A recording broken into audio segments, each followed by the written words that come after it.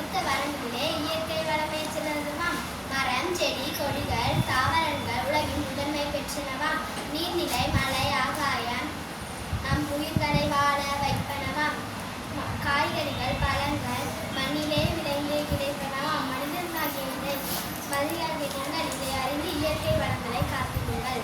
அனைவருக்கும் வணக்கம். நான் தான் இயற்கை அன்னை. நான் தான் நிலம், நீர், காற்று என அனைத்து சுற்றுச்சூழலையும் உருவாக்கினேன். மனிதனோ இயற்கையை மறந்து செயற்கையை நாடினான். உங்கள் நடவடிக்கையால் நீர்நிலைகள் பெரிதும் பாதிப்படைகிறது. இதனால் நீர் காசு கொடுத்து வாங்கும் நிலைக்கு தள்ளப்பட்டுள்ளது.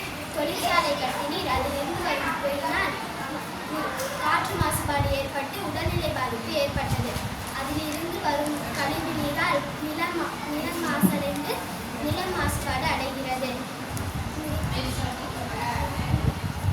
நீரின்றி அமையாது உலகு என்பது போல் நிறைய மரக்கன்றுகளை நட்டு மழை பெறுங்கள். மனிதா, ரசாயனம் கலந்த செயற்கை வளத்தை மறந்து இயற்கை வளத்தை பயன்படுத்துங்கள். இயற்கை வளத்தை பயன்படுத்தி இயற்கை மண் வளத்தை காத்திடுங்கள். இயற்கையை நேசி, இயற்கையோடு வாழ்.